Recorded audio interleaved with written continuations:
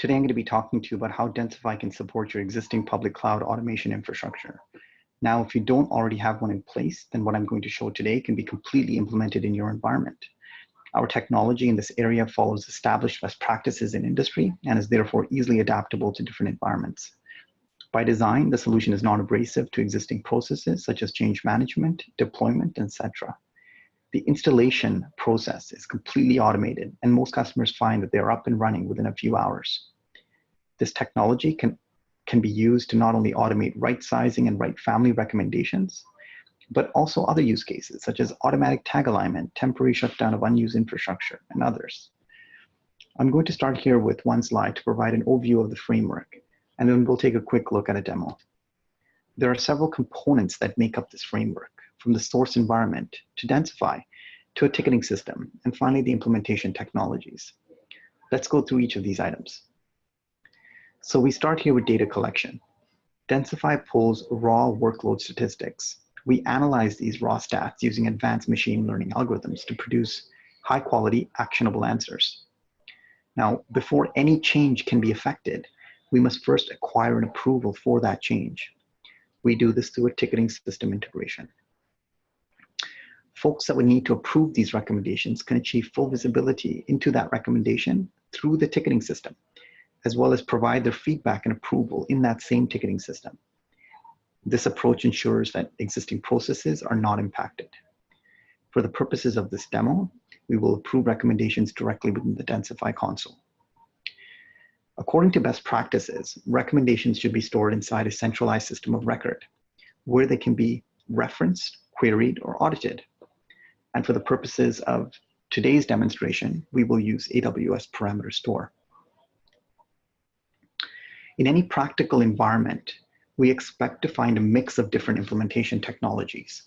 Different LOBs tend to use their tool of choice for implementation of recommendations, from native IAC to orchestrators to executing manually where no solution exists.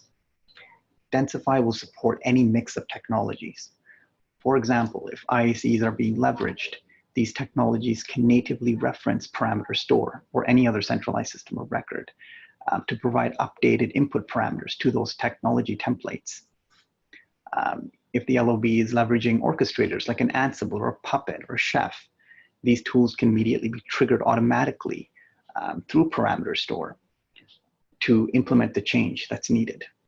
Now, if no solution is being leveraged today, recommendations are being implemented manually, then we provide a solution in that place as well, where a serverless technology like AWS Lambda can be triggered upon the update to a parameter within Parameter Store.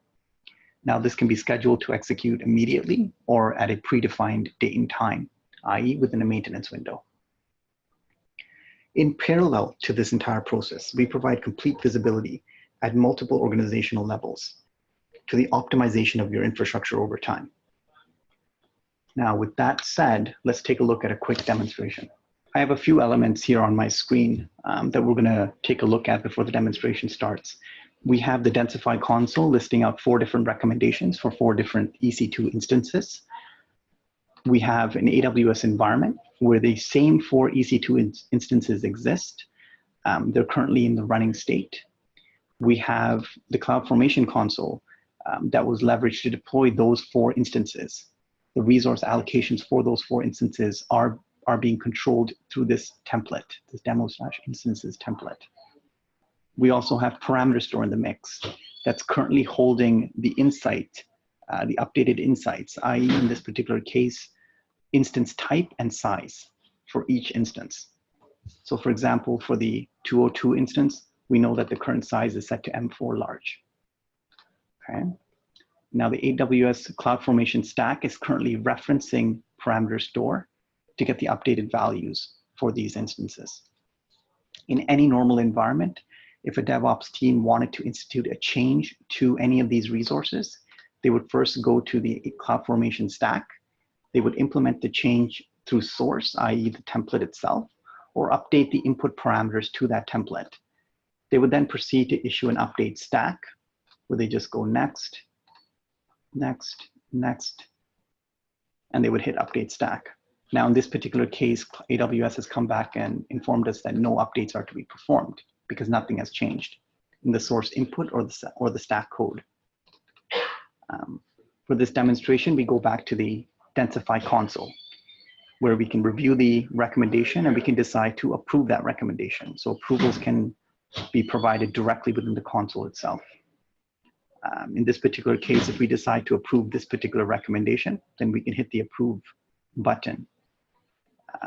We can take a look at this particular recommendation as well and decide if we want to approve, then we can choose to approve that recommendation. Now, the solution in this particular case, Densify will detect that approvals within the console, and we will orchestrate the change or the update to parameter store. So if we go back to parameter store in this particular case, we notice that all of the versions for all of the different parameters here is 1. It's initialized. So we're just going to refresh this particular screen, and we can already see that 2 of the parameters have now been updated. They have a second version. Let's take a look at what that version looks like. So we go into the parameter, and we can see the value has now moved from an M4 large to now a C5 extra large. We can click on history, and we can actually see that change. We initialized with an M4 large. That's what those instances have started with. Now the parameter itself is specifying a C5 extra large. We can go to tags to acquire more details behind from Densify.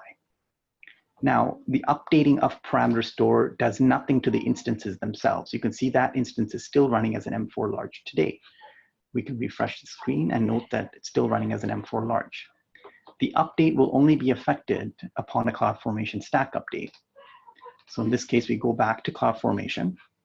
The parameters are already set in place to reference parameter store. So we will just issue an update stack.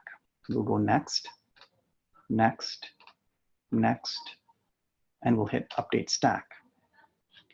So you can already see in this case, AWS didn't come back and inform us that no updates needed to be performed. They are updating the stack in this particular case because they have detected that there's been a change to either the inputs, the parameter inputs, or the stack code itself. So we can see that 2 instances here are being updated. Now, we did approve the recommendation for 2 of those instances. We can go back to the EC2 console and we can refresh the screen. We can see 2 instances are gone. In order to update an EC2 instance, the instance has to be brought down. The change has to be made to the resource allocations for the instance types and family. And then the instance would have to be started up again. So that's what CloudFormation is automating at this point. So you can see these 2 instances are now back up and running. We can see the change has been affected. 131 is now running as an R5A large, and the 202 instance is now running as a C5 extra large. CloudFormation will eventually come back to inform us that the create and update process has been successful.